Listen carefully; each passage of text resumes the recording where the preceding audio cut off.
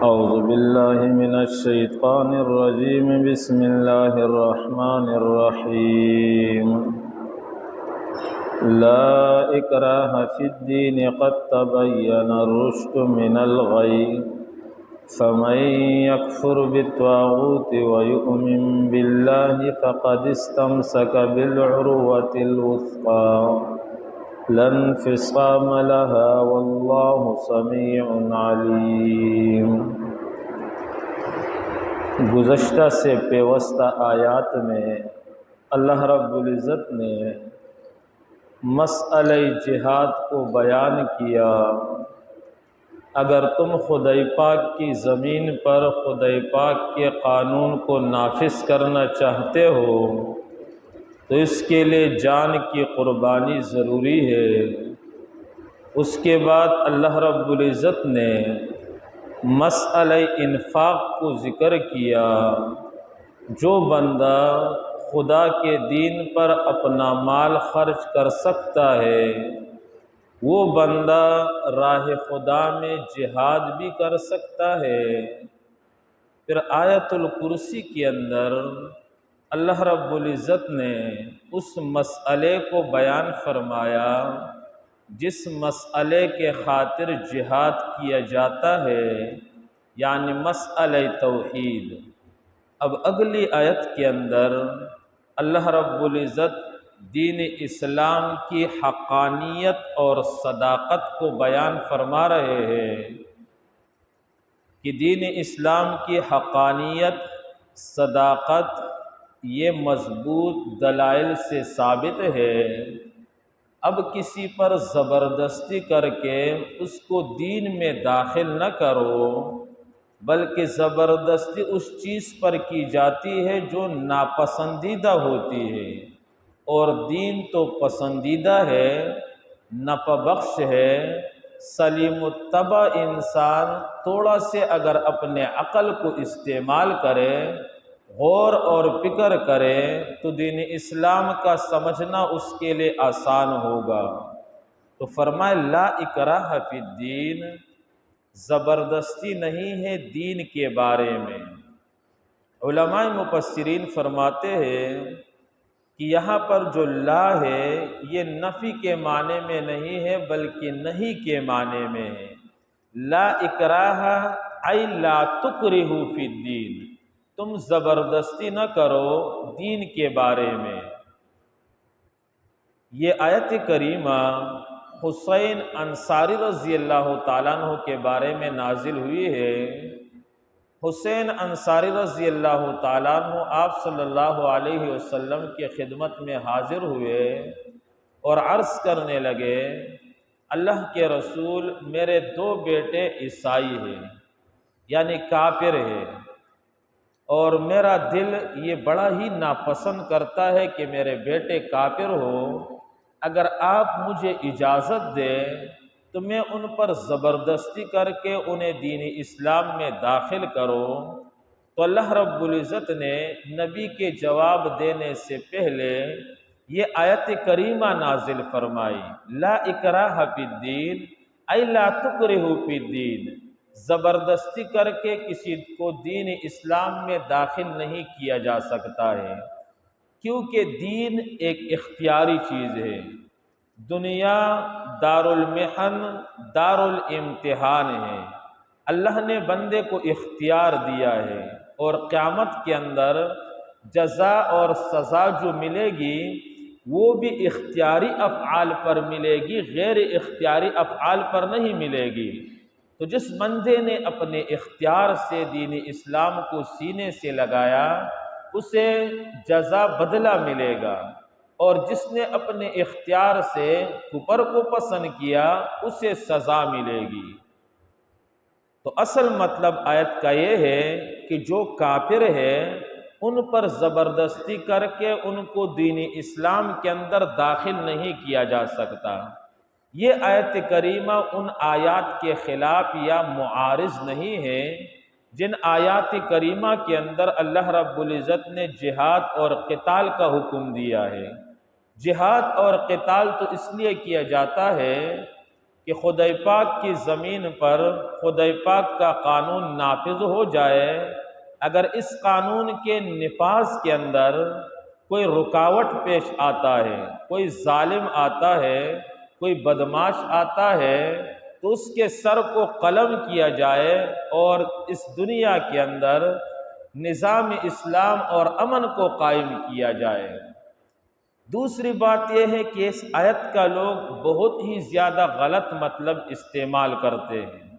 لا اکراہ فی الدین، دین میں کوئی زبردستی نہیں کہ بچے کو نہ بولو کہ نماز پڑھے، اس کی مرضی ہے، یا اس کو تپڑ نہ مارو، اس کو ڈنڈا نہ مارو۔ لا اکراہ فی الدین، بعض لوگ ترجمے پڑھ لیتے ہیں اور یہ مفتی بن جاتے ہیں، یہ آیت کریمہ کا مطلب اپنی طرف سے نکالتے ہیں، اپنے عقل کے اعتبار سے قرآن کو سمجھتے ہیں۔ تو میں نے آپ کو آیت کا مطلب بیان کر دیا۔ اکراہ کی دو قسمیں ہیں، ایک ہے اکراہ فی الدین اور ایک ہے اکراہ للدین۔ اکراہ فی الدین، ہمیں اللہ کی طرف سے حکم ہے کہ مسلمانوں تم کسی پر زبردستی کر کے انہیں دین اسلام کے اندر داخل نہ کرو، ڈنڈے کے زور پر کسی کو مسلمان نہ بناؤ، چاہے ایمان لائے چاہے کفر اختیار کرے، ان کی مرضی ہے۔ اور دوسرا ہے اکراہ للدین، جب دین کے اندر اسلام میں داخل ہو گیا، اب چوری کرے گا تو اس کا ہاتھ کاٹا جائے گا، نماز نہیں پڑھے گا تو باپ اپنے بیٹے پر سختی کرے، غلط افعال اعمال اقوال اختیار کرے تو بڑے ان پر سختی کرے۔ تو اس کا مطلب یہ نہیں کہ باپ والد بیٹے پر کوئی سختی نہیں کر سکتا، یہ کافروں کے بارے میں ہے۔ قد تبین الرشد من الغی، تحقیق ہدایت واضح ہو چکی ہے گمراہی سے۔ ہدایت کے دلائل، اسلام کے حقانیت اور صداقت اور حق کے دلائل واضح ہو چکے ہیں۔ فمن یکفر بالطاغوت، اور جو بندہ نہ مانے طاغوت کو، انکار کرے طاغوت کا۔ طاغوت کسے کہا جاتا ہے؟ کل ما عبد غیر اللہ فہو الطاغوت، اللہ کے ما سوا جن معبودان باطلہ کی عبادت کی جاتی ہے اسے عربی کے اندر طاغوت کہا جاتا ہے۔ تو جو بندہ غیر اللہ کا انکار کرے، وَيُؤْمِن بِاللَّهِ، اور اللہ پر یقین ایمان رکھے، اللہ کے ذات اور صفات کو مانے، فَقَدْ اسْتَمْسَكَ بِالْعُرْوَةِ الْوُثْقَىٰ، پس تحقیق اس نے پکڑ لیا مضبوط کڑے کو، یعنی دین اسلام اور ایمان باللہ کا جو کڑا ہے یہ انتہائی مضبوط ہے۔ لن انفصام لها، ٹوٹ نہیں سکتا وہ کڑا۔